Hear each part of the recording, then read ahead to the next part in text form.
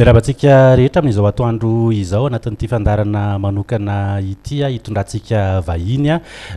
ny vahiny efa hitantsika amin'ny sary teo izy Pasteur Mailhol André Jean Christian angamba Christian Dieudonné zay no vahintsika eto miarabany Pasteur Mailhol. Miarabanao Rija de miarabantsika koa totokatrano ato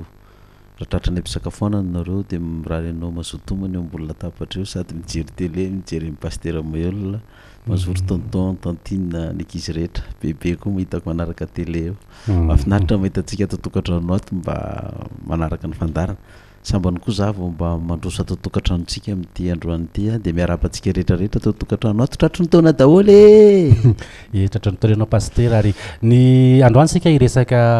somary mavezabezatra kokoa raha ohatra ka hoe iresaka mombana fifidianana isika sy ny manodidina zay satria Pasteur Mailhol moa araka ny efa irahantsika mahafantatra dia isan'ireo kandida ho filoham-pirenena amin'ity taona 2024 sy 2025 ity tsy mbola hiditra propagande akory isika fampahafantarana bebe kokoa mikasika azy mikasika mety zavatra antanitsika any an-tsaina ihany any koa amin'izao atoandro izao dia maromaro ireo fanontaniana zay mety hipetraka tsy dia hiditra any amin'ny resaka fivavahana loatra angamba aloha isika satria Pasteur efa manana onjam-peo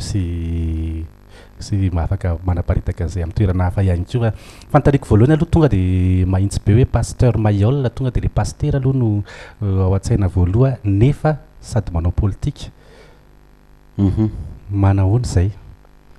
misaotra Rija amin'izay fanontanianao zay satria be da be tokoa ny olona miresaka an'izany fa ny tena marina zany zay ataontsika nge politika daholo Rija ninona zavatra ataonao politika raha ohatra ianao zany miteny hoe zaho tsy manao politika dia zay zany ny politika anao tsy manao fa manao ianao zany fa tsy le politika ny tsy manao zany no ataonao fa mety amin'le mpitondra fivavahana vely izy satria fitondra fivavahana tokony hoe mitokana ny fiangonana sy ny finoana ary mitokana ny politika le définition-le politika mihitsy zany tsy mazava amin'ny olona mahatonga ny olona manasaraka azy ohatra zany Rija fa amin'ny baiboly ao ny politika daholo ny rehefa jerevana ataoko hoe sy folisan-jato ny zavatra resahanao politika na sosialy na ekonomia iny moa ny atao hoe politika zany nge raha ny définition zany raha ataontsika hoe ny famaritana azy na amin'ny teny grika na amin'ny teny latina dia ny hoe police na hoe cité de la ville fanatsarana ny fiainan'ny tanàna iray sy ny olona ao anatiny ny fivavahana zany zay mihitsy ny fivavahana taonan'ny olona tsy hangalatra taonan'ny olona tsy handainga taonan'ny olona tsy hamoan'olona taonan'ny olona tsy hamalifaty mitaonan'ny olona ho tiany namany zay le fivavahana zay le fiainana amin'ny tanàna fiarahamonina amin'ny tanàna anankiray fanatsarana an'izay donc politika tanteraka zany le fivavahana raha zay fa tsy maintsy makany amin'le fakana fahefana ve le hitanao le fanatsarana an'izay tanàna sy mponina sy le vahoaka zay manana tombony kokoa ianao zany raha manana fahefana ampiatra an'izay noho ny hoe tsy ampelantananao le fahefana dia raha raisitsika hoe politika zao hoe be da be nge ny olona miteny hoe politika maloto raha vao politika dia tsy maintsy alatra eo amin'ny fanjakana zay mpanao politika tsy mangalatra mahantra miala amin'ny fanjakana dia politika zany ilay mangalatra any mpanao politika fa raha ny mpitondra fivavahana indray zany ny anao politika dia ny politika amin'ny baiboly hoe aza mangalatra donc politika koa zany ny tsy mangalatra eo amin'ny fitondram-panjakana fa nefa le politika teneninao anaty baiboly rehefa ampiasain'ny olona fangalarana ho an'ny mpiangona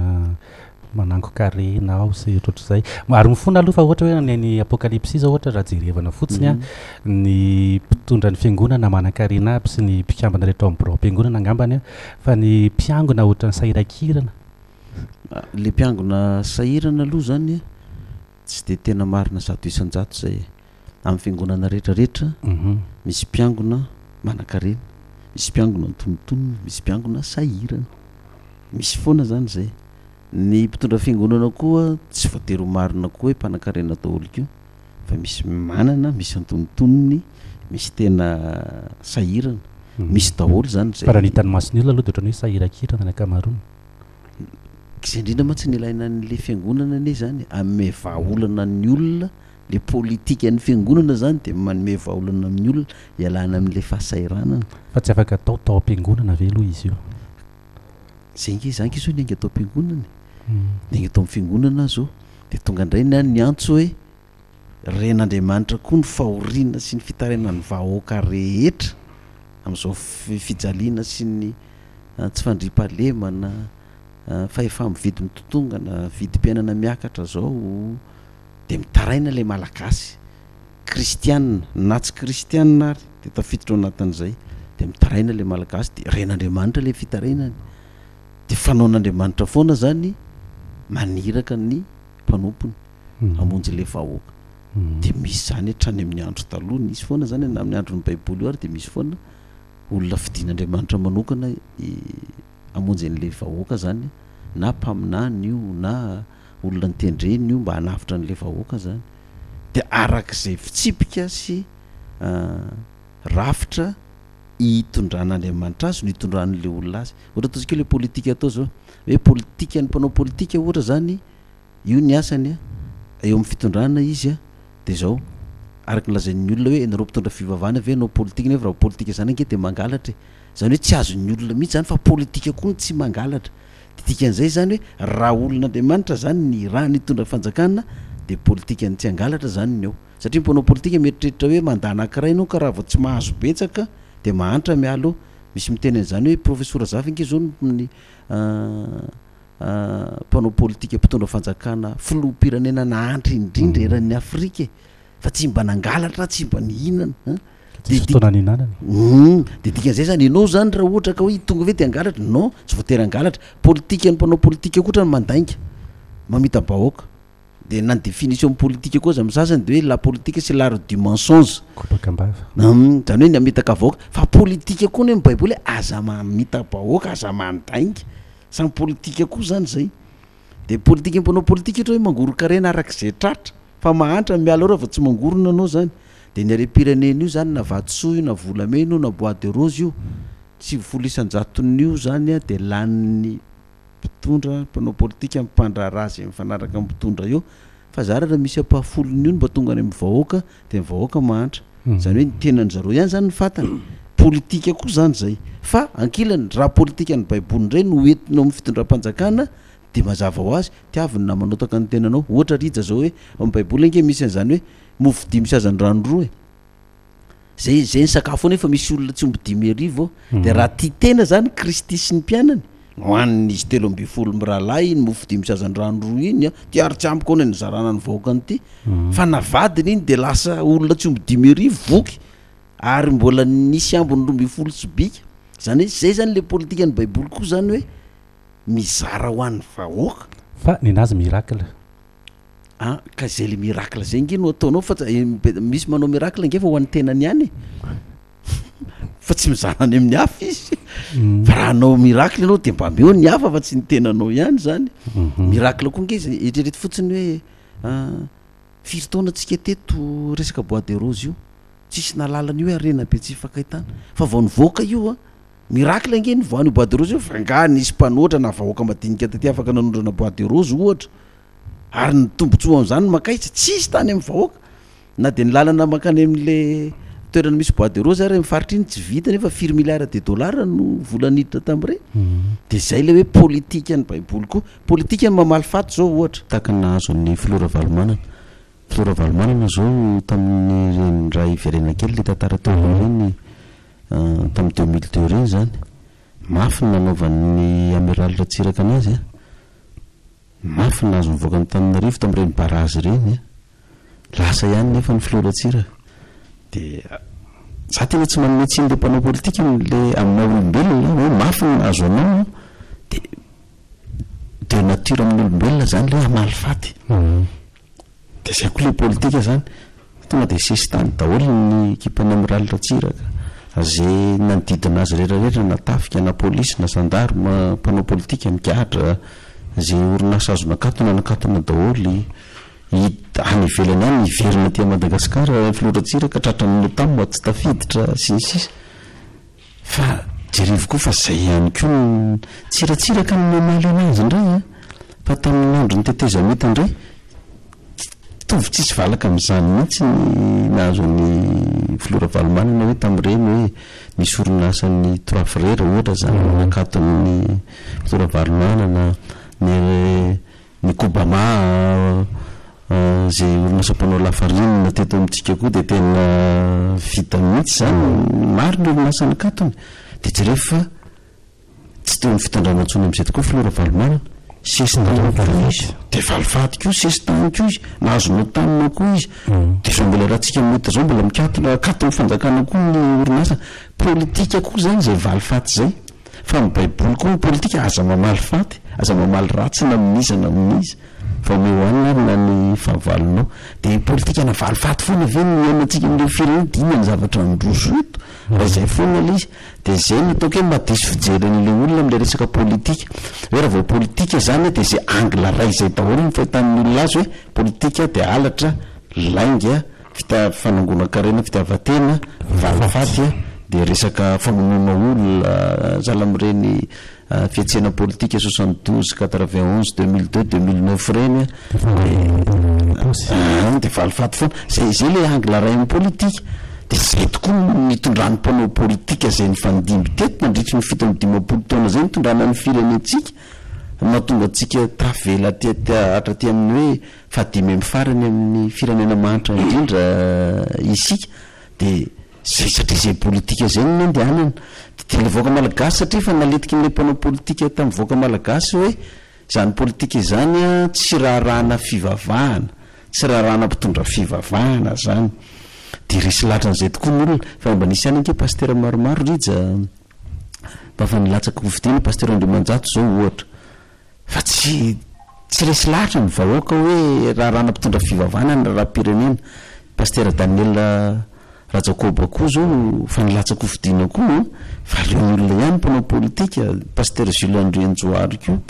pasteur ny fiangonana zandriny fa nalon'ny olona mpanao politika satria tsy voazava amin'ny olona ny tena hoe politika amin'ny lafiny ilany sy ny lafiny ankilany fa hoe raha vao politika dia ratsy foana fa misy politika tena tsy voatery angalatra ianao zany rehefa mitondra fanjakany ka io raha fa tsy angalatra ny loha ohatra za zao président république za tsy angalatra repirenena na vatsoa na volamena io na volam-panjakana dia za nge teny mirija renao ambany koa tandreny fa sao dia maheno ianao nondrana bois de rose ihany na volamena tsokotsoko any fagadraiko anao telopolo taona miala amin'ny asanao ianao fa omeko fahefana ianao anagadra ny olona ambaninao koa anala miasany koa raha misy olona eninao fa manao an'izany dia le olona ambaninao koa omena fahefana koa anao an'izay any ambanina ataoko ohatra hoe za zao président république za président république tsy hanao kolikoly tsy hanondrana bois de rose tsokotsoko tsy hanondrana volamena tsokotsoko na vatsoany tsokotsoko tsy hanodikodiny vola mbahoaka indramina any firenena vahiny eto amintsika io ka zavatra tsy hampandroson'ny firenena nandanina an'ilay vola lafa tsy hanao an'izay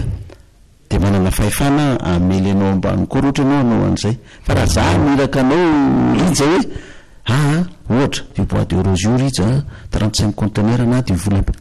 volamena io misy 2 tonnes amin'ity taona ty alefasiko any compte any paradis fiscal any Dubai any Chine fa isay maka fa aza dia atao betsaka ny izay fa ataovy kelikely dia lasy baiko ny olona ambanin'izao indray zany any président zany 35 conteneur fa za mba 20 conteneur fe la makafa ny lamba ataovy 10 fa za atao betsaka manerana ny vahoaka dia aniraka ny ambaniny koa dia maniraka any tonga hatrany amin'ny farany dia manao daholo ny rehetrarehetra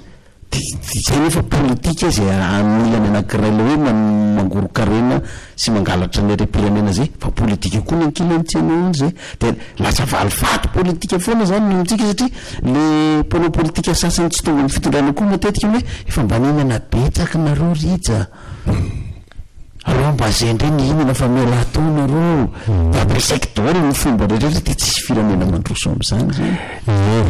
niverentsika any resaka politika sy ny ohatrohatr'izay rehefa aveo fa misy tsy azo dina fa tsy hita moa zany fa vao mahita hoe pasteur Mailhol ihany koa dia misy zavatra anankiray ao an-tsaina dia ny resaka faminaniana izay azonao voalaza moa hoe 2013 ianao no folo taona taona ny alany didera Antsiraka no hipetrahanao eo amin'ny fitondrana izay tsy ho fidiana fa ho apetraka tao tsy raikitra le izy aloha 2013 sady tsy nalatsaka no fidiana aloha ianao no tsisy nametraka ihany koa. Le tenisy hoe tsy nilatsako fidiana zay nitondrako ny fanazavana. Raha nilatsako fidiana 2013 lany. Tena lany a deuxième tour raha nilatsaka. Fa nanina za tsy nilatsaka. Voalohany zany tsy nilatsako dia ty za tsy mpanao politika mitady seza. Ka vao manana ny toerana afahako ho tongavako amin'ny fitondrana raha mpanao politika mitady seza dia efa nandrotsaka zany. Fa ny tsy nindrotsahana dia ty tsy natafapetraka dia ty nazavainy sy teo ihany zany le 2000 hoe aoriana fitondrana Antsirabe. Iny zany nirepera tamin'ilay faminaniana satria ilay faminaniana 2013 tamin'ny taona 2000 ny voahany. Hoe tsy maintsy miala Antsirabe avy amin'ny février 2003 isy raha mandrika eo dia olona petraky ny FFKM mitondra eo ka rehefa tanteraka io dia manisanao 10 taona fa rehefa afaka 10 taona dia ianao nitondra fanjakana. Raha dika miteny vazaha zany le hoe rehefa afaka 10 taona dia hoe après 10 ans. Teo zany na discompte anay tonga amin'ilay fiteny hoe discompte satorana. Le magasin discompte satorana iny tena discompte le faminaniana tsy diso. Iza ny discompte ianao sa Andriamanitra sa tsy fantatro. Tsy Andriamanitra ny discompte fa izahay nanao analyse an'le faminaniana. Le faminaniana tsisy fanazavana fa fanambarana fotsiny déclaration. Dia nandrasanay zany 2003 hoe ho lasa tokoa ve Antsirabe dia izy ve ny raha mandrika dia petraka ve le olona petraky ny FFKM totona tokoa le izy arak'izay. Dia zay zany tsy nijery an'le hoe afaka na le hoe après fa tonga dia le 10 nijerevanay le 10. 2003 zany tsika zao apio 10 raha ngaho 2013 zany tsika président. Raha izay zany fandehan'le izy.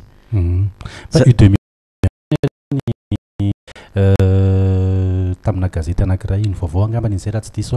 nilaza hoe tsy ianao fa ny mpitondra teninao tamin'izany fotoana izany hoe tsy latsaka filoham-pirenena indray fa nahazo faminaniana avy amin'Andriamanitra hoe tsy mbola mety aminao no mitondra fa ohatrohatr'izay ilay izy ohatrany hoe fa tokony miara-miasa amin'izay olona hitondra eo. Tsy izay le fanambarana nataony zareo tany amin'ny ACC ka. Fanambarana nataony zareo tany dia ny hoe le 2013 contre natao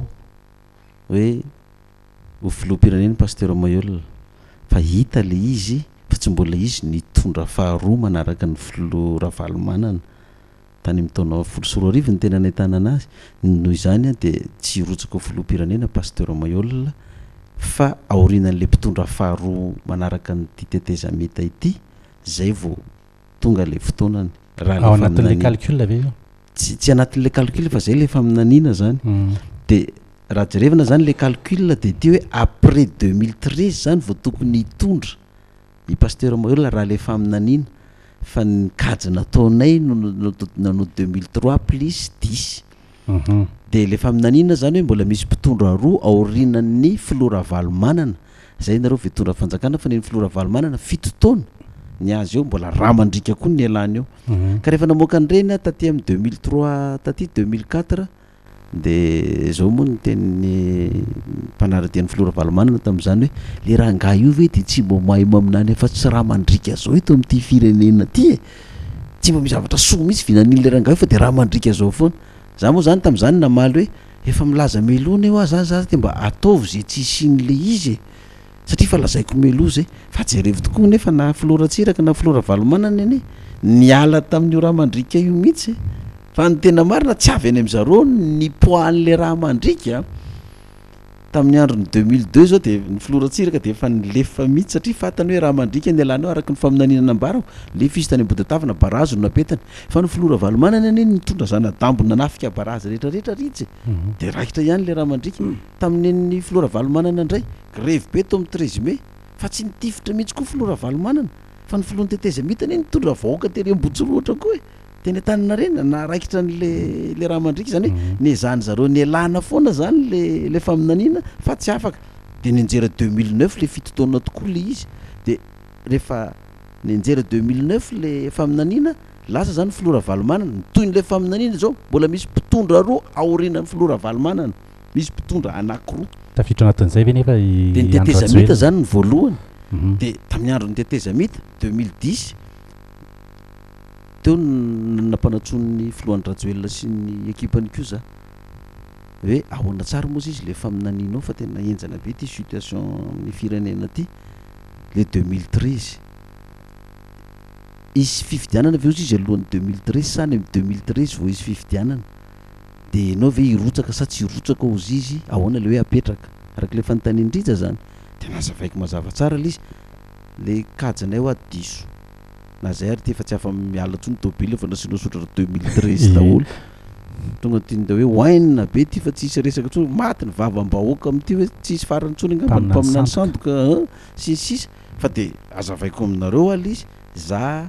tsy milatsako fidiana fa tsy fantatro ny fifidianana na ianareo ny mifanjakana tsy fantatro na 2011 12 na 13 na iotra fa zaho a tsy mbola iza no mpitondra faharoa manaraka anareo tetezamita io fa olona hafa tsy fantatro olo io na izy satria 2010 zay ny miresaka amin'io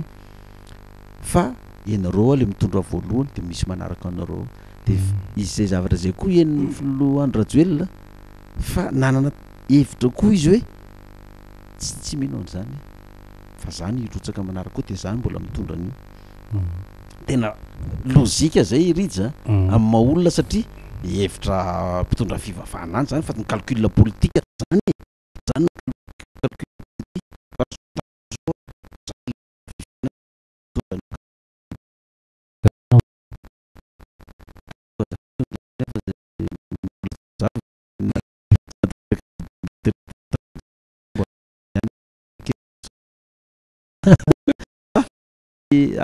faranako le fazavana zany nirotsaky iny tokoa filohan'ny rajoelona dia tsy zany iny analan'ny filohan'ny rajoelona tsy mahazo mirotsaky fa ny communauté internationale nanao le niny dia tsy afaka nirotsaky izy satria lefa aminanina hoe izy le mpitondra voalohany dia mpitondra faharoa manaraka anazy eo dia voatery zany filohan'ny rajoelona nametraka nanolotra kandida anankiray dia zay nanao déclaration tamin'ny 2013 hoe zay tsy ilatsako fidiana satria tsy mbola izay le mitondra ao satria diso lay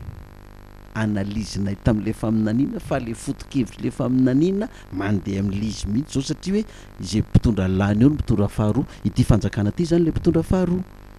dia nanao cohésion zay tamin'ny 2016 après 2013 zany dia be da be ny olona na ny namana samy mpitondra fivavahana amin'ny fiangonana zandriny zany le tsy dia mifakazo aminao tsy tapahako ny tanako raha mafeny collision zany io tapahako ny lohako ozy izy ny sasany aza dia samy teny mihitsy hoe na dia hoaniko mihitsy ny malotoko raha io no afenon'io collision io dia 2016 tena tsy ombatra ny ivelany le collision mitovy tenuan'ny olona fotsy sy manga daholo za tena tafaresaka tamin'ny mpanao politika mialatsiny atoko hoe manonona ray aman-dreny be anankiray tafaresaka tamin'ny ray aman-dreny Edgar za ohatra zany tena izy tena niresaka hoe tsisy mpanao politika mavita an'ireny izy na zaro izy tsy mavita an'ireny hoe hameny collision moa anao teny olona mitovy fa tena nanaiky mihitsy izy hoe goavana be ny zavatra nataonao ino ozy izy dia ina ny zavatra tiako atongavana amin'izay le fiangonana zany nazava tamin'le faminanina fa ianao nazava zay ty amin'ny olona dia ny olona efa milety eo anaty-tsaina rehefa tsy ateraka fotsiny 2013 dia mpaminany sandoka karangava za mialaala bala eo dia préveniny fa za tsy mbola nahazo fanambarana tamin'ny 2016 le nanao collision moa hoe apetrako amin'izay anao tsy mbola nahazo fanazavana an'izay fa ao anatin'le fitondrana faharoa zao fa tamin'ny herintaona tamin'ny 2017 teo tonga le fanambarana hoe lazava mivoaka amin'izay amin'ny collision faharoa ataonareo amin'ny Antsonjombe io amin'ny 5 io fa ametraka anao eo amin'ny fitondrana amin'izay za tonga ny fotoana dia le hoe apetraka zany tsisy fanazavana hoe ahoana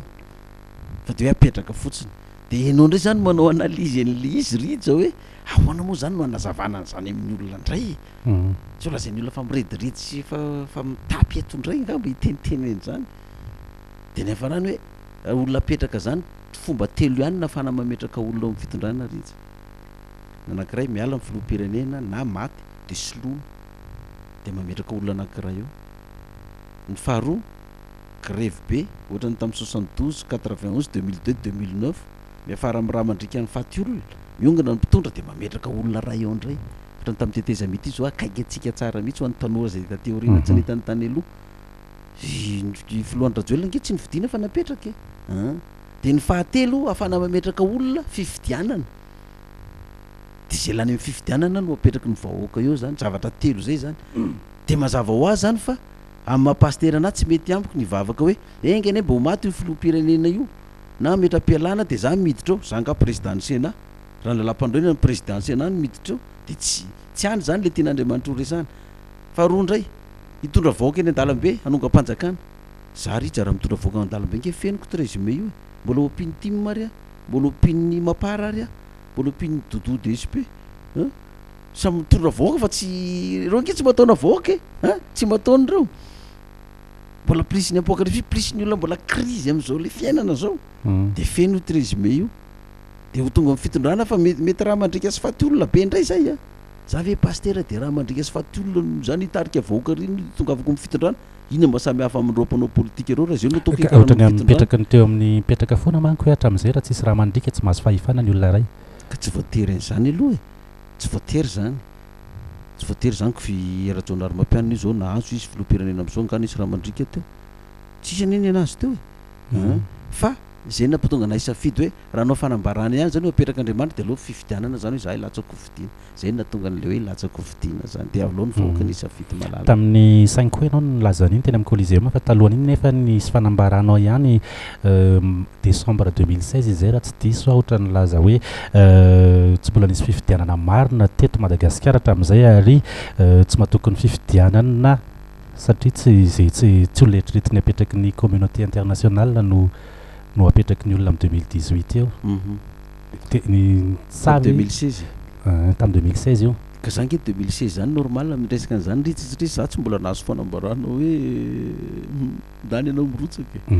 de manao constatation zany hoe miova zany ny taona le fanambarana constatation ny zava-misy fotsiny aho hoe zay ny zavatra misy eto amintsika de afaka manamarina zany tsika na diso tokoa zany na tsy diso hoe ny fifidianana teto amintsika matetika de fifidianana fehezin'ny vahiny ny volany miaso eo ary mpitondra zay mitondro eo koa ho tafiditra eo zany mangala bato de izy mangala bato no mahatonga azy tsy maintsy voafatotro n'le firenena vahiny hoe apetraka eo anao fenao ny laniny fa tamin'ny alalan'ny ala-bato fa raha te hijanonao anao de zao mazava ho azy ny fepetra zay apetraka aminao no anao amin'ny fampandrosoana ny firenenao na mety aminao na tsy mety aminao amin'ny fotoana zay tsanarahanao an'izay satria nangalatra ianao tonga teo alanay teo ianao de le olona mba teo filoham-pirenena te hitondrako de tsy maninona ary satria azony amin'ny rariny koa ianao de tsy afaka de zany mahatonga anany teny hoe zay mahatonga an'le fifidianana fa ny aty zany iraka iraka avy amin'Andriamanitra alatsindra miteny vahin'ny hoe mission divine zany no andrahana ana fa tsy mpanao politika na zany teo filoham-pirenena raha teo filoham-pirenena de efa nanao tamin'ny 2013 fa zay iraka zay de dikan'izay andeha amin'ny ara-dalàna satria zay ny ara-dalàna fifidianana de aveloha Andriamanitra ny asa ka na de mandeha aza ny resaka hoe alabato inona masinsisa za tsy mametraka ny tokoko amin'ny hoe andrisy amin'ny alalan'ny alabato ny mpitondra de aloha tsy anao satria izy ny tompon'ny fahefana fa za mametraka n'le iraka nampanaovina hoe Andriamanitra nanatanteraka an'izany tsy zavatra tsy hain'Andriamanitra fa na de nisisika aza ho satria lefa amin'ny an'iny nongo tamin'ny professeur Zafy na de nieritreritra azy professeur Zafy fa tsy hiala lasa izy nieritreritra ny filoratsiraka hoe tsy mino an'izany fa toeriko zany lasa izy takzay koa filora valomanana lasa izy takzay koa fitondrana tetezamita lasa izy ty fanjakana ty koa lozika koa amin'ny mampanao politika mpitondra anazy za tena tsy manome tsiny mpitondra tsy maintsy mbola mieritreritra nitondra manaraka izy inona no hipetrahan'eo raha ohatra izy tsy eritreritra nitondra manaraka fa ny fanapahana an'izany Andriamanitra ihany manapaka an'izany ny olona nefa zao ohatra mbola mieritreritra sy ny zava-misy ihany koa hoe ohatra ny misy trio zay fa meny olona moa am'izao fa ianao ohatra ny tsy tafiditra tao anatin'le izy ry rajonary mampianina i Andro Rajoelina i Ravalomanana ahoana fijerinao an'izay mety hoe tsy afaka milatsaka non ny hoe ireo no mety ho lohalarana io zany sy hiady hatrany eo rehefa vera ohatra ka ny zava-misy any am'izao fotoana zao raha jerevany Ravalomanana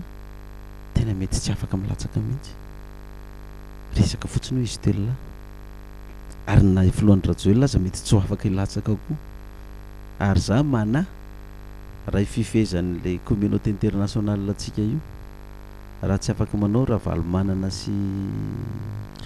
rajoelona na filoham-pirenena atsika io mety tsy afaka ny anao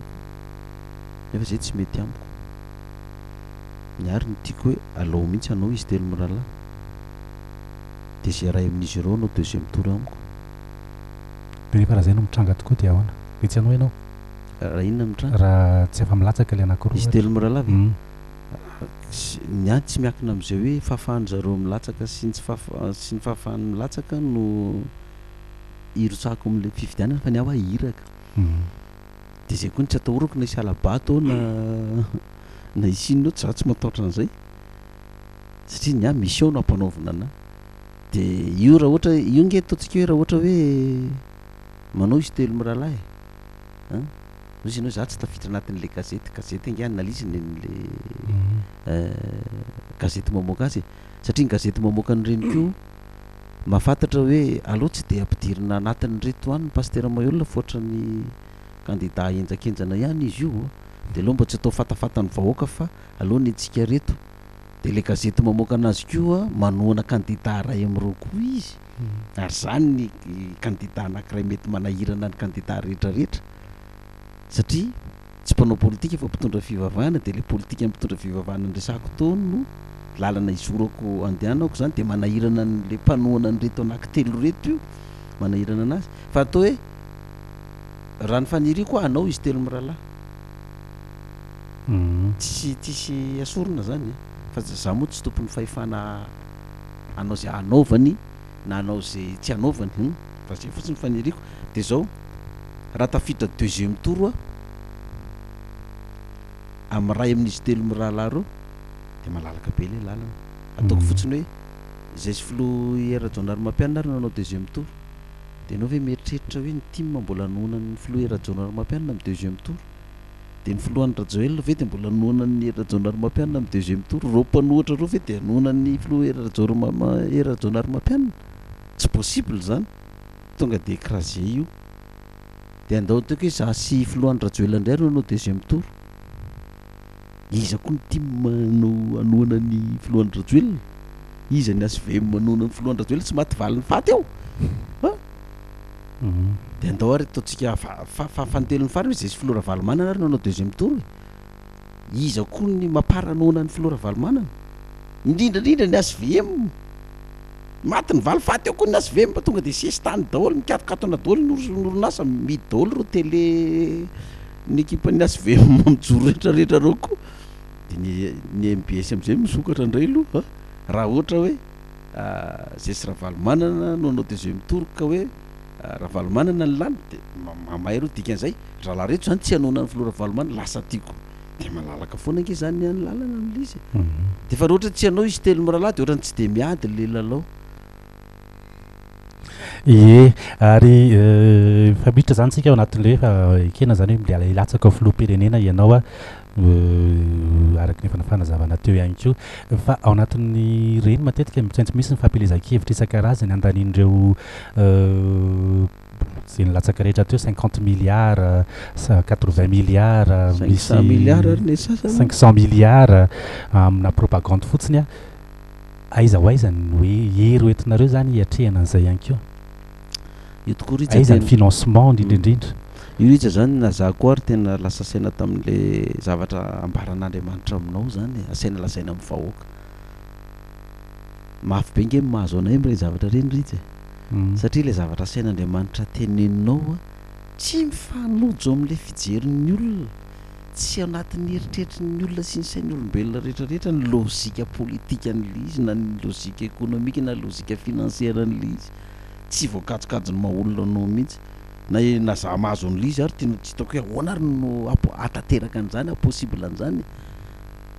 ty fanontaniana napetrako mihitsy zay za zany zao asainao manambara hoe ndana apetrako ianao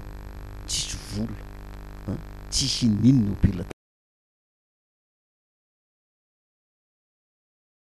na daholo dans le coma daholo efa samy miparitaka tany daholo fa tsy tanteraka ny 2013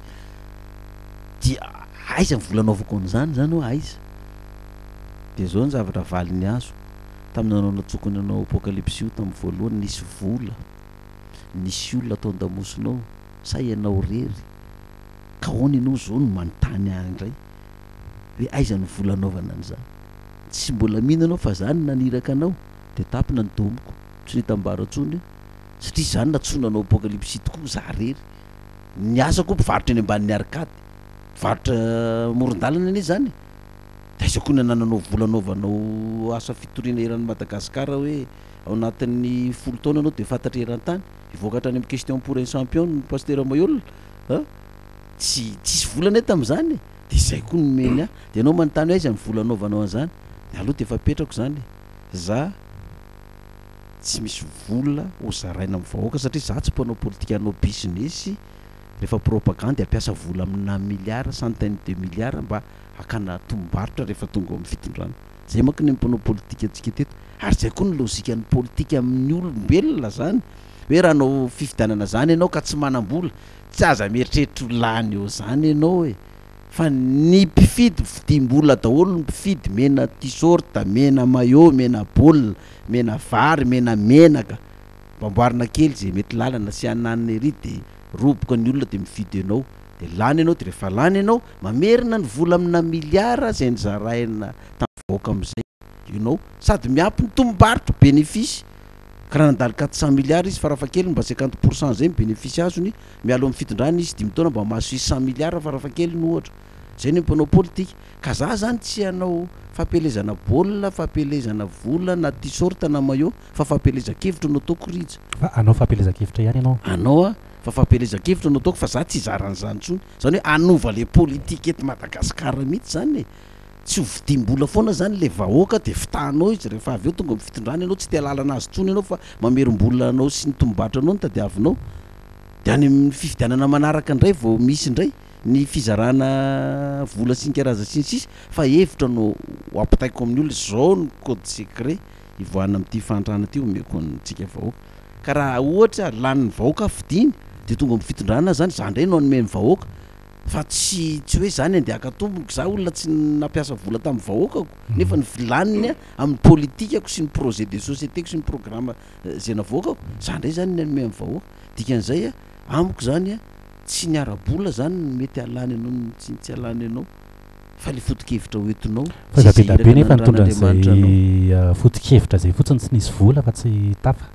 eka normal satria le olona nke mampanao politika azy no anaovany fa tsy hiraka avy any ambony ny anangy faminaninana eny na ritsy fa raha ohatra za hoe tsisy faminanina sy ny sisa tamin'ny 2013 io de efa nitairiko raha ohatra hoe calcul politique any efa tonga de vitako vazaha anankiray mihitsy nresaka tamiko vazaha fanantsay anankiray nresaka tamiko raha ianao izy izy nanao tamin'ny 2013 de nao ny lany fa satria anao izy izy tsy nanao de zay candidat toananao no lany eo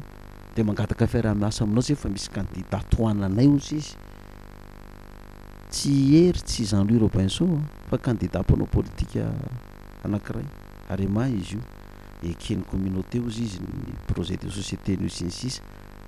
fa raha toananao izy izy de lany de za moa zany resaka tamin'le vazaha tamin'izay hoe tsy io mbola iandry rajoelona filontetezamita sy filora valomanana naongany mbola ny ekipa andreo ny matanjaka ho arony anao deuxième tour de nefa le vazaha ny teny hoe tsy mety aminay ozy izy ro anakiroro fa ity ny candidat anay fa zay toananao amin'ireo ny lany zany efa fa vita fifanarana tamin'ny candidat ny an'ny filohan'ny rajoelona zay nanao fifanarana hoe amin'ny deuxième tour zay vao manao déclaration zany de za moa zany tsy afaka nanona le candidat nytenen'le vazaha fa nanao déclaration tamin'ny deuxième tour de vao nanao déclaration za de naton'le vazaha indray za hoe iny ty adalana nataonareo ty ozy izy nanona n'io fanjakana io efa vita contrat ho azaiko inomonjaho tsy afaka mivadika am'izay ntsony de ozy izy ngary io 16% ny hery io ozy izy lasa fa velomo Jean-Louis Robinson amin'ny déclaration nataonao iny za fa milaza aminao hoe zay olona toananao ny lany ao ino mampiasisy tena hoe raha ny latsaka de lany de zay toanako ny lany efa fatany communauté internationale ozy izy fa nanao ny sondage izy fa nareo apokalypsy manana mpivavaka eo amin'ny 1,5 million eo eran'ny Madagasikara fa 500 000 amin'io fotsiny ozy izy de atafidiranao deuxième tour am'ireo mpivavaka reo 500 000 fotsiny ozy izy de diranao deuxième tour dikan'izay zay olona toananao de lany eo ozy izy zay toananao de tena lasa tokoa le 16% ny riny tamin'iny deuxième tour iny zany de izy lany iny zany de ohatr'izay le izy ko raha manao analyse fotsiny ianao hoe ny olona zay mieritreritra hoe tena te hiova am'izay zany aloha mba hanova politika andray tsika fa tena reraka amin'ity politika ny mpanao politika eto amintsika aty a de jereo fotsiny fa zange mety mpivavaka atao ke 300 000 fotsiny amin'ny apocalypse ohatra de fa ampy fa oampiny olona rehetrarehetra zay leo amin'ny mpanao politika sy zay tratran'izao crise sy ny tsy fandriam-pahalemana sy ny vidim-piainana midangana zao ny tsy fananana asa sy ny sisa mety hieritreritra daholo le olona hoe aloha mba hanova e de moramora fotsiny le lalana zany amin'le izy lasa zany ianao iny ohatra hoe tafa zany anatin'le izy fa mbola be da be ihany koa nefa nefa mieritreritra milohan'izay hoe hifidy an'tiranga aty sakafonay anakisoa foana crevette koa nareo ohatrany tsy mihinana raha tsy diso fa sakafo matsiro indrindra eto ambonin'ny tany zay aminay aloha ohatra de nareo tsy hofoanana ve reny tsy hihinana an'ireny ve ny gasy raha izay ny fomban-drazana sy ny fiangonana ihany koa matetika tsy miaraka nareo moa zany ao anatin'le hoe fiangonana ihany na izany na tsy zany ary aiza ho aiza hofoanana koa ve zany ny fomban-drazana zay zao na isan'ny ny olona ihany koa ya ohatrany hoe sakafo matsiro indrindra tany zany hoe aminay aloha sosia mal tsy atorana lao martial mampivezivezy amin'ny alina de hofoanana ve zany raha fitototsenakisoa raha fitototsenakisoa zany tena matsiro crevette zay zany tsy de hitaritako le vavaka any amin'ny apocalypse koa zany satria ny any zany le matsiro mihitsy tsy hoanina ka le nandranana aloha zany voalohany tsy izay nandran'Andriamanitra anao hoe rehefa tonga amin'ny fitondrana ianao de fohaniny henakisoa fohaniny crevette sy ny rehetrarehetra fa io fidiram-bola ny gasy io ary zary mbola boroboroboana mihitsy areo rehefa tonga ao de mba ahondrana ny velany ohatra ny omby fa mila mitandrina ihany tsina satria rehefa lany omby io mety ho kisoa indray no angalariny dahalo satria ny omby zao moa fa manomboka melasa izy fa karaha foananao ny henakisoa de inona no hoan'ny de tsy hinana matsirotsoro zany rija tsy perta indray fa nareo tsy hihinana mihitsy taloha mba nihinana ihany zany fa fantatrao zany tsirony hoe matsiro de tateoriana vao tsy nihinana zany fa tsy zay zany nandrana anahy tsy hoe anafoana ny henakisoa na anafoana ny toky na ny sigara na ny baraky fa analan'ny olona amin'le fantrana zay le mission fomban-drazana ndresahanao to hoe de tsy hamadika tsony zany raha mifaritra tia vakina karatra amin'ny fianakaviako zay de misy fianakavianay mamadika fa misy fianakaviana koa tsy mamadika fa za tsy mbola niteny tamin'ny fianakaviana mihitsy amin'ny fomban-drazana io hatramin'izay na pasterana hoe tsy mety io fomban-drazantsika io fa io no mahagasy ny gasy ary tsy handrava fomban-drazana koa nandran'Andriamanitra anahy fa ny sonoana hoe manana ny fomban-drazana fa namandroso takan'inona azy ny sonoana ny japonais na ny koreanina tazominy azy ny fomban-drazana io no mahasonoa azy sy ny sisa inona ny mahagasy ny gasy koa tsy ny fomban-drazana de za tsy izay nandrananao na foana ny fomban-drazana fa analan'ny malagasy manana ny fomban-drazana nefa sahirana sy mitsaly anafaka an'izay fantrana azy izy zay le nanirahana zany raha atao vina zany le izy de zay ny vina voalohany resaka kolikoly resaka fangorona karena resaka fangalarana rem-pirenena resaka valifaty politika ny mpianatra tsy mandovolona manomboka hatrany amin'ny primaire hatrany amin'ny terminal ny marary tsy mandovolana amin'ny hôpitaly vina ohatr' zany nandran'Andriamanitra ho ataoko hofoanana zany ny fandoavam-bola ny ampianarana hofoanana ny fandoavam-bola ny marary any amin'ny fitsaboana hofoanana ny kolikoly hofoanana ny fangorona karena sy fangalarana arem-pirenena fa tsy hoe hofoanana ny fomban-drazana fa ankoatra mazava zay fa ny ankoatra zay ihany koa misy anankiray ty folo isan-jato nareo ty reo ohatra hoe filoham-pirenena ve ianao zany tsy haiko mbola hoe misy an'izay folo isan-jato zay ve ampafolo-karena zafady ampafolo-karena ohatranay manko zao aloha zao tsy ho ady tsy vita ve raha angalanao ampafolo-karena ya le fafolo-karena io kosa aloha zany io aloha zany tena marina tsy fekoriny ny apokalypsy ny fiangonana voalohanao nio rija fa ry zareo tsy ilatsaka filoham-pirenena tsinona ka tsisy ny teny fa efa be nanao nio fa hoe za ilatsaka filoham-pirenena tianao tongavana zany hoe tonga tonga fanjakana ianao dia mbola kana fafolo-karena ihany ve le vahoaka efa mahantra raha ny tena ara-baiboly io zany ka politika ny baiboly no jerena dia tsy maintsy maka fafolo-karena ihany fafolo-karena ihany ny azo alaina any amin'ny vahoaka zay ny politika ny baiboly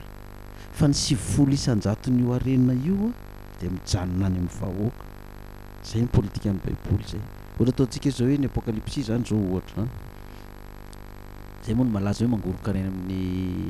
fafolo-karena dia manana 4 amerabe sy nama sy ny sisa dia ataovy ange ny kajy ritsy ataontsika hoe 4 anankiray 600 millions ny vidiny tsy mahavity 4 ray zany ny fiangonana apokalypsy raha tsy nisy fafolo-karena 600 millions niditra atao amin'ny fiangonana dia raha 600 millions zany niditra atao 6 milliards nge zany ritra ny vola niditra tany am-pivavaka 6 milliards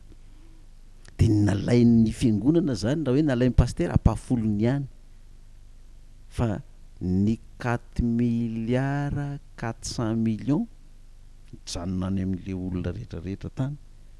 fa ny ampafolon'io ihany nalaina dia nahazo 4 dia ampataovy amin'izay koa nge nitondrana ny firenena raha mampiditra 5 milliards amin'ny bois de rose ataontsika mampiditra 6 milliards amin'ny bois de rose dia ny ampafolony ihany nalain'ny mpitondra fanjakana fa ny 4 milliards 400 millions de dollars mijanona any amin'ny vahoaka hanaovana lalana tsy mandovo vola ny marary any amin'ny hôpitaly tsy mandovo vola ny mpianatra rehetrarehetra hanaovana sekoly hanaovana autoroute hanaovana construction na logement ampiakarina ny karaha mampiasa mpanjakana zay hitantsika ny fantrany amin'izao fotoana zao indrindrandrindra fa ireo mpampianatra reo karama tena farahidiny mihitsy ny mpampianatra rehetrarehetra fahoriana sy fijaliana nefa reo ny mpanabe mahatonga ny olona firenena anankiray olombanina nefa ireo ny tena latsaka faran'izay ambany karaha io ny 9 io are pirenena io na volamena io na bois de rose io na vatosoa io na pétrole sy ny sisa ajanonao any amin'ny vahoaka fa ny ampafolony ihany nalainao efa lasa ny firene efa ela ny firenentsika ty ritsany efa tafavoaka efa elitsika no efa lasa tsisy natrany amin'ny somera ary mandray vola afaka mandray vola atao ino moa hoe indemnité de chômage ohatra ianao zao mpianatra manana maîtrise ianao en droit na matematika na physique tsisy asa ianao ka na tsisy asa ianao nefa ny oare-pirenentsika io 9 mivoaka aty amintsika io diplôme anao dia efa azahoanao indemnité de chômage io zany satria tsy mbola manana asa ianao manam-pahazoanao asa zany io fotsiny tsy lany zany ka ataontsika hoe 4 milliards 500 de dollars zany fa le 100 le ampafolo-karena aveo hosotomina amin'ny ohatra hoe etrany eman'olona dia raha ohatra anao zany mpandoavinao TVA ny olona dia tokony 10% koa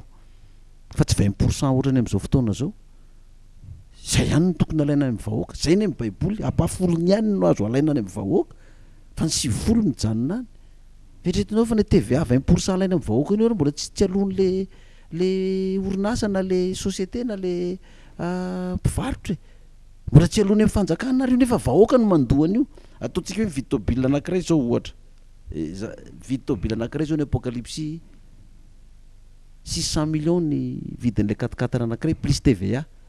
120 millions ny TVA an'izay 20% lasa 720 millions zany le tôbila nefa 120 millions io tsy alon'le concessionnaire akory na any amin'ny fanjakana io nefa tsy volany io tsy izy nandohany io izy efa mahazo ny tombony sy ny bénéfice amin'le vidiny tôbila io fa mbola tsy alony io fa mbola mifampiraraha amin'ny zay tompon'andraikitra ny finance io izy hoe bon misy TVA ohatra ty valeurana ataontsika hoe valeurana 100 milliards 100 milliards ariary io TVA io ohatra dia fanaraka amin'le mpanao politika sy tompon'andraikitra izy hoe bon 100 milliards 500 millions FMG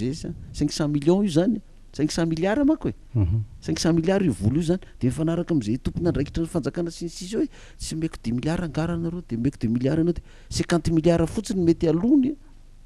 dia mety 50 milliards no ampidirana amin'ny kesin'ny fanjakana fa ny 400 milliards zany tazomina any aminy any de reto koa mahazo 1 milliard sy 2 milliard de efa karaha manao 2 millions euro vino vao tonga 2 milliard na mandrapahafatinao ary de tsy mirarany zany le olona ka ndany tokony izy tokony 10% fa rehefa betsany 15% alaina amin'ny TVA io ary rehefa memandroso le firenena de midina 10% io de anao manontany anao mbola akanao fafolon-karena zany vao tena zay ho any lalàn'ny baiboly zay de ny 7 mijanona any amin'le olona eritreretinao 4 taona ny volamena mivoaka eto amintsika mandritry ny taona fa nga io misy tonga any amin'ny vahoaka nefa tany gasy eto tany gasy ary mbola lasa ny vahiny misy anazy io nefa raha ataontsika hoe io volamena io no voafehan'ny fitondram-panjakana malagasy ary ataoko zany fezina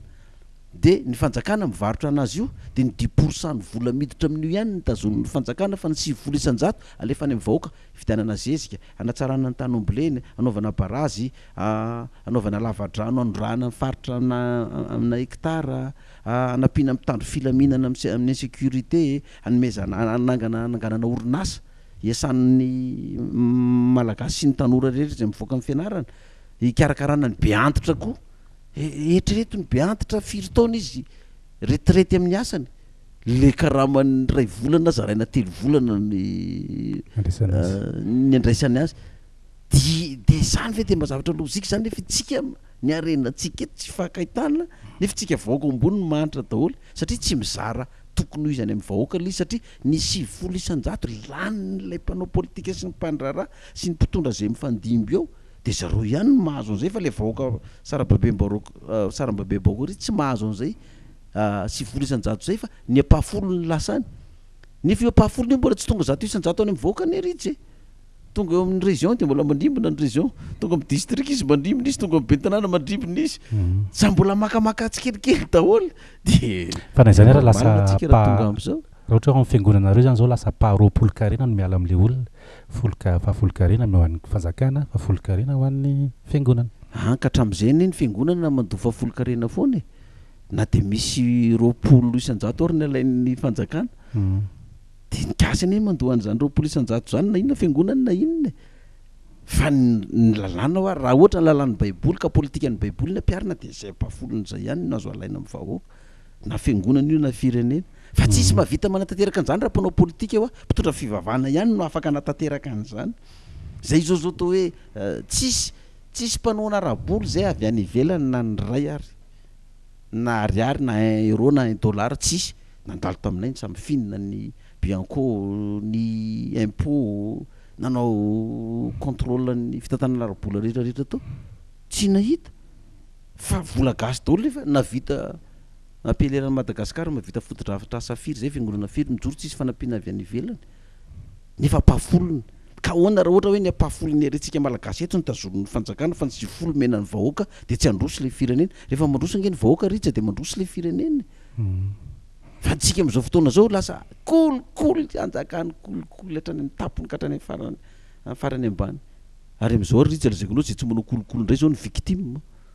manaova taratasy any bureau isan-karazany sisisany de azo manao kolikoly fa 10 taona ngamba taratasinao mijanonao iny resaka kolikoly ianao efa nisatrana tsidika ao ihany teo fa ny tena tiako anontaniana hoe manahoana satria zay foana navoa mpanao politika teto hatramin'izay sy ny mpitondra ihany koa le olona manodidina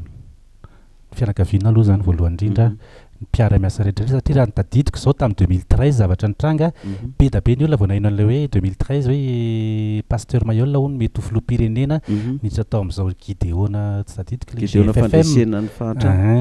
de ohatra niditra tao daholo ny olona de raha aveo tsy raikitra de miparitaka indray ny sasany zany hoe tatotombontsoa zany ny zavatra tena ho alian'le olona ao manahoana ny fifehezanao an'izay rehetrarehetra zay satria ianao tsy mety hoe tsy araka nydretrarehetra ny faritra rehetrarehetra ty tena tsara be zay fanontanian'rija zay ary za mino fa ny olona rehetrarehetra manana heritreritra n'izay daholo toko matetika ny olona miteny hoe le filoham-pirenena inge ohatra ny mba tsara ihany fa le manodidina anazy no tena problème izy io ohatra n'izao foana izy io rija za zao filoham-pirenena raha manao kolokolo za de maniraka anao ampanao an'izay de anao koa ampaniraka ny olona ambaninao satria paiky ny président le izy de manao daholo le izy fa raha za tsy anao fa misy mpanolo-tsaina koa nefa tokony manoro azy hoe zao ka le mpanolotsaina sao de ratsy eny ka le mpanolotsaina nke mpanolotsaina nke mampanolotsaina azy manolotsaina azy fa tsy voatery ho arahanao kosa nke ny hevitry ny mpanolotsaina hitanao hoe tsy mety zany ena mpitondra fiangonana zao jerevinao fa be da be ny olona miresaka hoe mandainga fa i Pasteur Mailhol nianatra be io fa iza koa ny aizana izany raha tsy nianatra be zany io fa io ve de possible diplôme baka fotsiny no ananany afahany miresaka zavatra ohatry zany misy mpanolotsaina nke zany manodidina anao io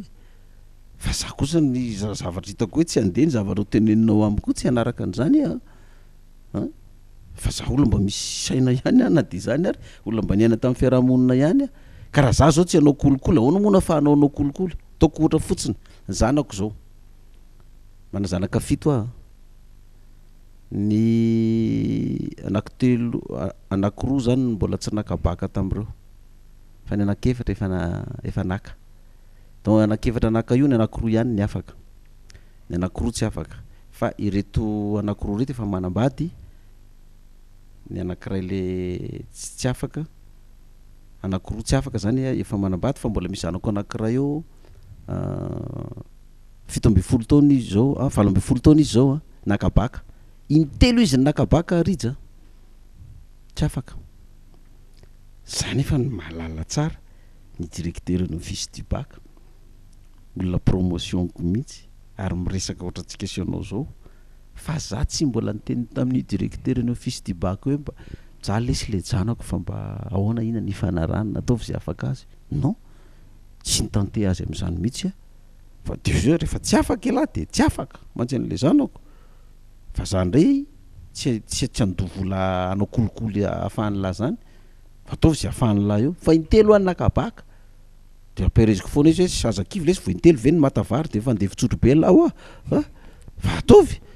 fa eritrereto fotsiny hoe na mamoaka tôbila midohanina reny hoe tôbila afarana reny be da be ngeny ny olona mpanao afera am'ireny tonga de manatona anao izy moa ny olona tsy malala Pasteur atao fa karakaraina tôbila ohatrina zao andao efa andamintsika fa za tonga de aperako tsy haiko na olona misakalelanao koa le olona za tsy isy karakarainareo fa de zao zay valeurnyio de aloko avoa izy valeurnyio fa za tsy hidikiditra hoe andeha tiako tsy fantatrao olona mamandriky anao manao kolikoly tsy za tsy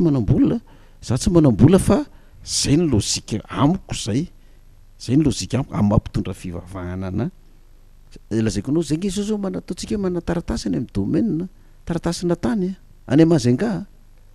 fa 20 taona io tsy mivoaka ny titre nefa complet ny dossier tsy mivoaka satria tsy manome de zay ntsika le izy manao kolokolo ndray ho ny victime am'izao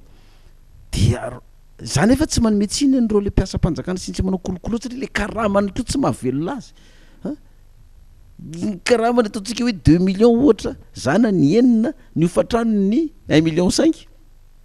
1 million 5 ny ofatranony mianatra reo zaza reo ny hoanin'ireo ny frais isan-karazany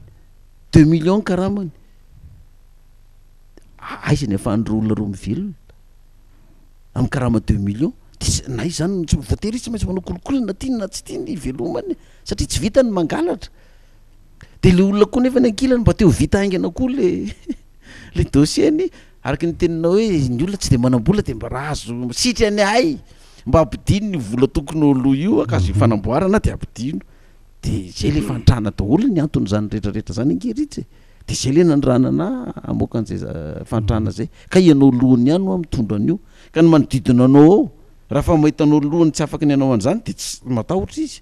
fa raha ianao lohany maniraka azy anao an'izany tsy mahanao daholo ny rehetrarehetra rehetra za zao président tena hoe ko ny premier ministre za raha maheno an'izany RTA zany na kolokolo zany ataonao de nareo mahita de premier ministre koa hiteny amin'ny ministre de ministre koa hiteny amin'ny mpiasany eo de mandeha ataontsika tonga any amin'ny chef de région tsy manao kolokolo ny chef de région na ny RTA azy izy mpiara-miasa aminazy eo afaka anao kolokolo koa na anodikodina RTA io de tonga any amin'ny be ny tanàna koa tsy anodikodina vola am-bahoaka na RTA de iza koa ny conseiller sy ny manodidinao afaka anao an'izany ko de lasa hatrany le izy fa raha ianao lohany manao za président manao premier ministre manao ny chef de région manao chef district manao ny be ny tanàna manao de hatrany ary ny fianakaviana hatrany ny fianakaviana manao daholo fa za tena apetrako tsara tsy ananakavana zay tokoa le firenena fa io na zanako anao na avako anao na raitapo amiko ianao na mpiara-mivavaka amiko ianao hoe manodidina anay eo tena za tsy mandefitra am'izany na de laza ary ny olona hoe tena dinina zany mampasteranao fa tsy atao an'izany le firenena zazy tena tsisy mamendrana amin'ny tena zany misy raitapo amiko tena nanao adalàna tany voasambotra any amin'ny tandro filaminana sy ny sisa de confirmer zareo tena rahalanao marina vity io tsisy izy io tena hoana fa nanao an'izao de ampiaro ny lalàna ao de tonga any amin'ny fitsarana mbola manontany any raiky hoana any amin'ny fitsarana tinge raha ohatra ka fomban-drazana zay tsy hitany maharatsy azy azo karakara de zaho de nariary za tsy anome de izy anaovanareo anazy io fa tena niditra mihitsy niditra mihitsy fa izy tonga saina izy raha fa avy eo le rahalahy hoe le rahalahiko hoe tena saotra razandro izy fa tena misy antsinany dily izy fa tena saotranao hoe izy tsy tesitra tamiko mora ve nazy le izy mora ve nidirantsika amin'izay tonga de hoe fotsifotsy de vadika maintimainty le zavatra zany no resahako le tranga zava-misy manko am'izao de hoe kolikoly vetivety ve niovantsika ao anatin'izay hoe tsisy kolikoly zany aloha raha maolona zany tsy azonao vinanina mihitsy ho vita zany raha maolona anao hoe raha ny sainao fa rehefa miaraka amin'Andriamanitra ianao hainy zany misy an'izany angeo amin'ny baiboly hoe raha pitso toy izao de zao ny zavatra hitrangeto izy le mpaminany ataoko raisika exemple amin'ny fiainantsika amin'izao fotoana zao raha pitso toy izao io lasantsy 18 000 io de ho lasa 600 litres de gasoil io ho lasa 300 litres io vary viditsika 10 000 io ho lasa 600 kilao raha pitso toy izao de ho sisy le olona tao amin'le vavadin'le tanàna le hoe na de sokatra ary ve ho lanitra io de izy zany zavatra teneninao zany de izy le mpaminany hoe ho hitan'ny masonao zany ozy izy fa tsy hinananao de tiako atongavana zany de ty hoe raha maolona atsika zany tena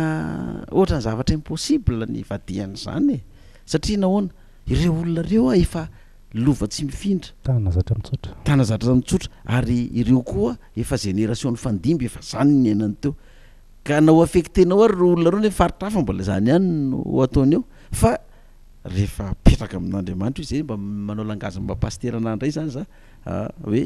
tonga amin'le filazendra valomanano mino fotsiny ihany fa rehefa tena vonina nova atsika malagasy zavatra azo tanterahana zany satria l'exemple vient d'en haut izy le fitenenana rehefa ny lohany rehetrarehetra hitany hoe tsy manao an'izay mandeha ho azy io zavatra io fa le fari-piainan'le malagasy kosa nefa anatin'izany ampiakarinao koa inona ny fomba ampiakarana anazy io are-pirenetsika zay ataontsika hoe ny firenena vahiny ireny manakarena sy miadana amin'lizy fa tsika eto toerana tompo mangataka ny aty io ny fihaizana tsara mihitsy io ary io hitako amin'le vy nataon'ireo le filoham-pirenena perinasa sy filohan'ny rajoela ireny manao vinany are-pirenena rehetrarehetra normal zay amin'io arena kibony tany io fa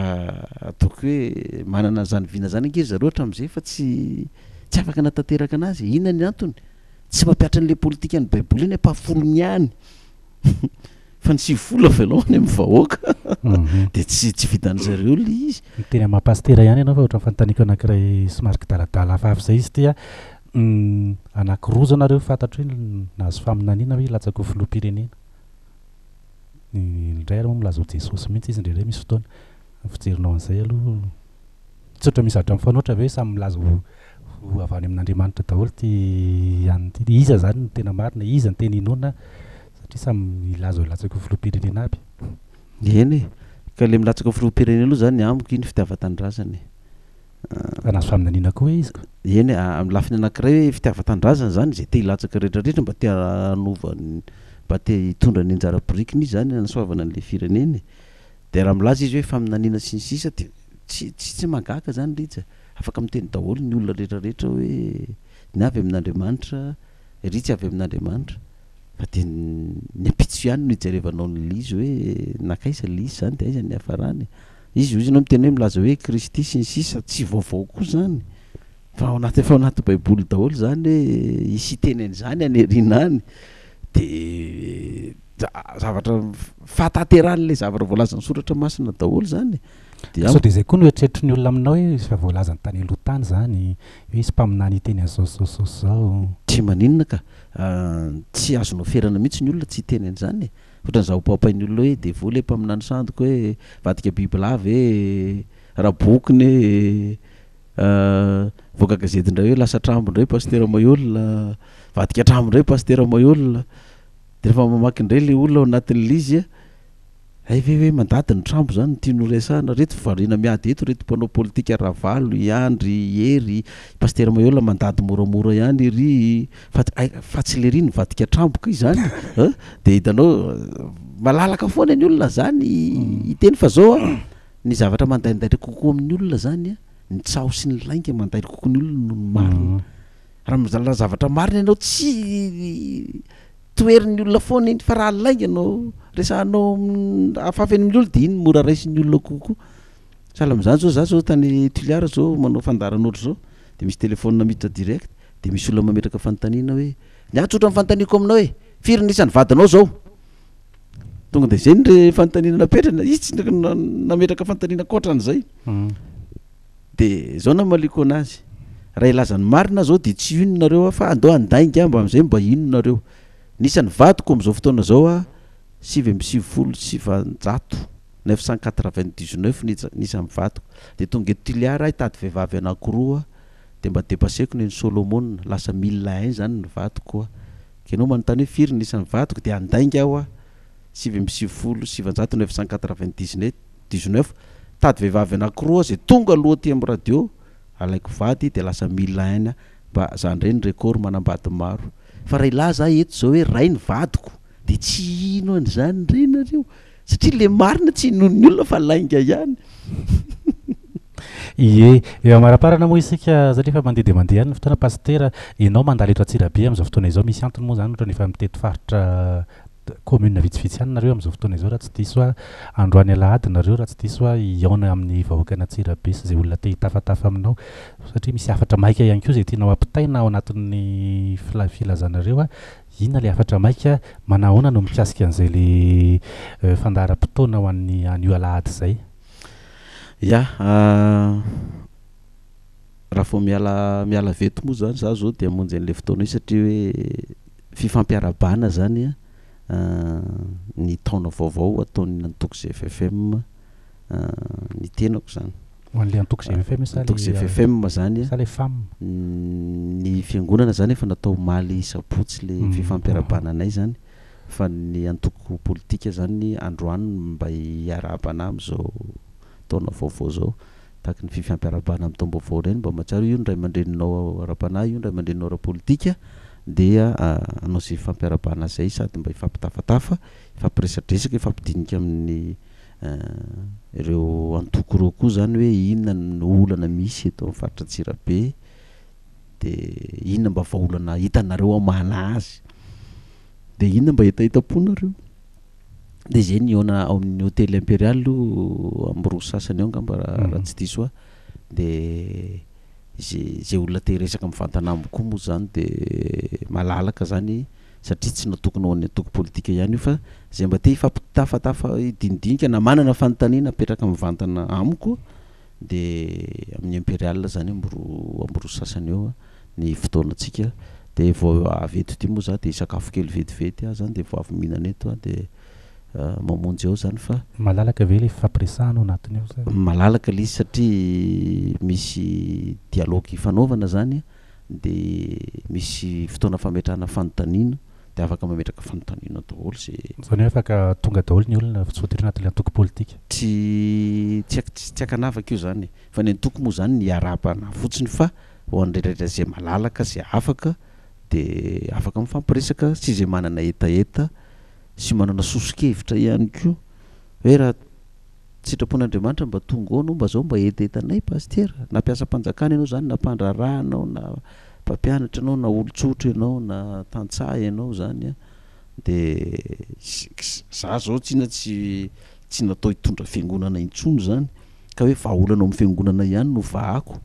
fa ho an'ny firenena am'izay de dikan'izay tsy akanavaka mihitsy io zany fa ho an'ny malagasy rehetra zay mety mba mitovitovy fijery hoe ny ady atrena de ny fahantrana ady amin'ny kolikoly, ady amin'ny fanondranana rem-pirenena tsokotsoko, ady amin'ny fitiavatena, ady amin'ity politikan'ny tsy fandriam-pahalemana ity sy ty karama farany ambany ty tsy fananana asa ty de mety tsy ho vitako zareo nge zany ridza fa mety manana hevitra koa ny olona zay mety tsy ho hitako de izay ny fanampiana iaraha-miasa zany mba hanavotana an'le firenentsika malagasy. Akasitratsika betsaka Pasteur Mailhol vahin'ny teto rehefa aveo moa zany amin'ny rora sasany zany ao amin'ny Imperial Hotel ny fotoana mivantana tafatafanao amin'ny Pasteur Mailhol raha misy fanontaniana tena apetraka aminy na sosikevitra araky ny fa nambarany teo ngamba mena fotoana fohy ianao raha mbola misy avatravatra na zavatra tianao tenena tsy voalazantsika teto ohatra. Voalohany zany de misaotra antsika tato tokantrano ato nanokana fotoana mba niarahana ny teto isaorana koa tsika tato amin'ny RTA zany ma télévision ny vahoaka atsika de tsy nanafakavaka koa ianareo tsy nasinareo tombo sy ala fa de hoe mba